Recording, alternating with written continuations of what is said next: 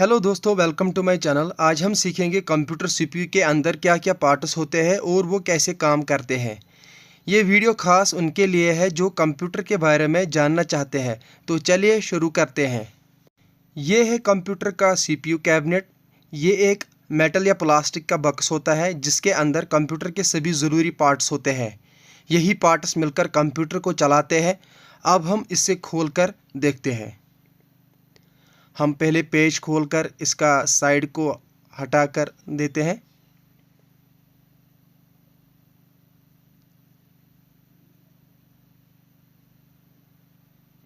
ये देखिए, हमने पेज खोले हैं। अब इसका जो साइड है वो हटा लेंगे हम।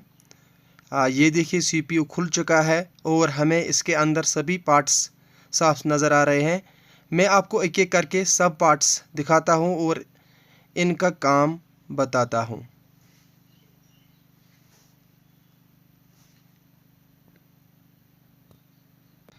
मदरबोर्ड। अब हम पहले मदरबोर्ड के बारे में जानेंगे, जो सबसे बड़ा पार्ट है जिस पर सब कुछ लगा होता है। इसका नाम है मदरबोर्ड। ये कंप्यूटर का मेन बोर्ड है जिस पर सीपीयू, रैम, स्टोरेज और बाकी पार्ट्स लगते हैं। मदरबोर्ड ही सभी पार्ट्स के बीच कम्युनिकेशन कराता है, जिससे जैसे दिल और दिमाग पूरे जिस्म को कंट्रोल करते हैं, वैसे ही मदरबोर्ड कंप्यूटर में सबको जोड़कर रखता है। बोर्ड का जो मेन काम है वो है तमाम पार्ट्स को आपस में जोड़ना, जैसे CPU, RAM, storage, graphics card वगैरह। डेटा का तबादला मुख्तलिफ हिस्सों के दरमियान कराता है। बायस के ज़रिए कंप्यूटर को स्टार्ट कराता है। एक्सपेंशन स्लॉट्स देता है। यूएसबी, एचडीएमआई, ऑडियो वगैरह को पोर्ट्स मुहैया करता है। नेक्स्ट पार्ट जो है वो है सीपीयू यानी सेंट्रल प्रोसेसिंग यूनिट। ये जो फ़ैन और हीट सिंक दिख रहा है यहाँ पे, इसी के नीचे होता है सीपीयू यानी central processing unit. Central processing unit calculations करना, इसका काम जो है वो कैलकुलेशंस करना, इनपुट आउटपुट डिवाइसेस पर कंट्रोल रखना, रैम से डेटा लेना और प्रोसेसिंग करना, मल्टीटास्किंग को संभालना। नेक्स्ट जो पार्ट आता है वो है रैम यानी रैंडम एक्सेस मेमोरी। आप देखिए, इस यहाँ पे ये रैंडम एक्सेस मेमोरी हमने निकाली है। रैंडम एक्सेस मेमोरी का जो काम होता है, सीपीयू को तेज़ी से डाटा देना, प्रोग्रामों को स्मूथ तरीके से चलाना। ज़्यादा रैम का मतलब है बेहतरीन मल्टीटास्किंग और रफ्तार, यानी कि जितनी ज़्यादा हमारे कंप्यूटर में रैम होगी उतनी ज़्यादा हमारे कंप्यूटर में स्पीड होती है। रैम आरजी मेमोरी होती है। इसमें हम डाटा को परमानेंटली स्टोर नहीं कर सकते हैं। इसको टेम्पररी मेमोरी भी बोल सकते हैं, यानी कि वोलेटाइल मेमोरी हम इसको बोल सकते हैं।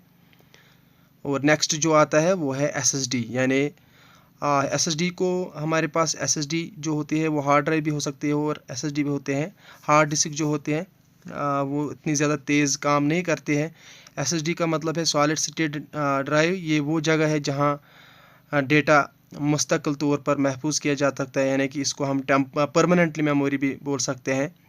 विंडोज़ ऑपरेटिंग सिस्टम को महफूज रखना या लिनक्स जो होते हैं, जो भी इसमें हम ऑपरेटिंग सिस्टम होते हैं वो एसएसडी में महफूज रहते हैं। फाइल्स या जो गाने होते हैं, वीडियोस होते हैं, सॉफ्टवेयर होते हैं, उसको भी ये सेव कर लेता है। प्रोग्रामों को रैम में लाने से पहले जो होते हैं हमारे कंप्यूटर में जो प्रोग्राम्स होते हैं वो पहले एसएसडी में होते हैं।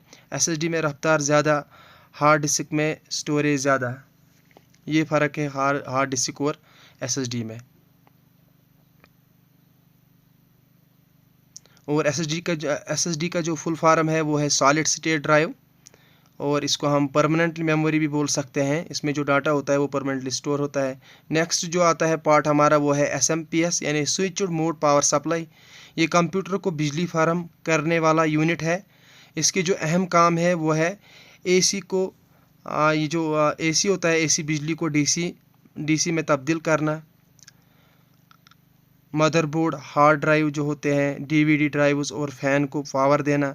मुख्तलिफ वोल्टेज फार्म करना, जैसे 12 volt, 5 volt, 3.3 volt.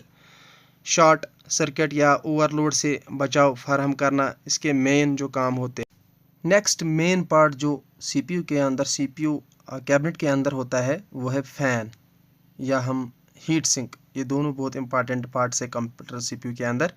Heat sink एक धात का पुर्जा होता है, ज़्यादातर एल्युमिनियम या कॉपर का, जो CPU या GPU के ऊपर लगाया जाता है ये गर्मी को जज़ब करता है और बड़ी सरफेस पर फैला देता है ताकि वो हवा में आसानी से निकल सके। फ़ैन हीट सिंक और CPU के इर्द गिर्द हवा को घुमाता है।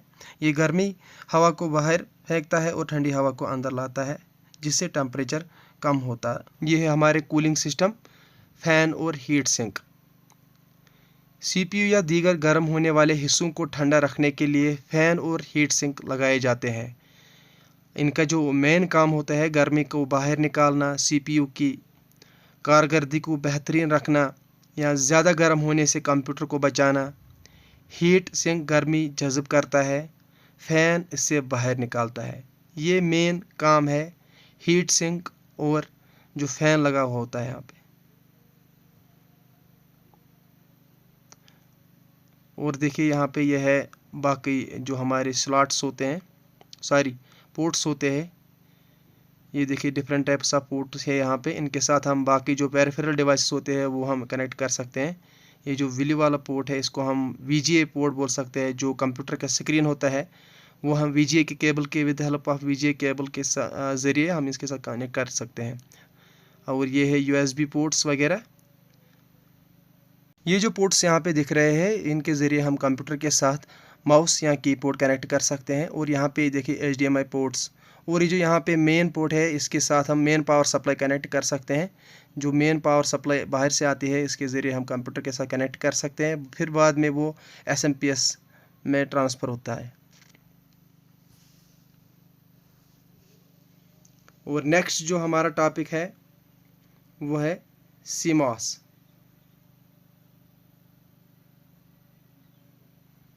अब देखिए हमारे पास जब हम कंप्यूटर को ऑन करते हैं हमारे पास वहाँ पे टाइम होता है। जो टाइम हमने फिक्स किया होता है वो टाइम ऐसे ही रहता है। अगर हम कंप्यूटर को बंद भी कर लेते हैं वो टाइम कैसे रहता है वहाँ पे, वो हमें बार बार टाइम फिक्स करने की ज़रूरत ही नहीं पड़ती है। तो वो with the help of CMOS battery यहाँ पे लगी हुई होती हैं। With the help of CMOS battery से हमारा जो कंप्यूटर का जो टाइम है वो बिल्कुल परफेक्ट रहता है, क्योंकि हमें बार बार कंप्यूटर को टाइम सेट करना नहीं पड़ता है। अगरचे कंप्यूटर को बार बार हमें टाइम को सेट करना पड़ेगा तो इसका मतलब क्या है कि जो हमारी CMOS बैटरी है कंप्यूटर की वो उसमें प्रॉब्लम है, यानी कि वो ख़त्म हो चुकी है। इसकी लाइफ जो होती है वो ऑलमोस्ट 10 ईयर्स होते हैं। और बाद में हम इसको इस तरह से इसको रिप्लेस कर सकते हैं। ये देखो बिल्कुल आसान है ये रिप्लेस करना। इस तरह से आप भी इसको रिप्लेस कर सकते हैं और बाद में इसको दोबारा फिक्स कर सकते हैं।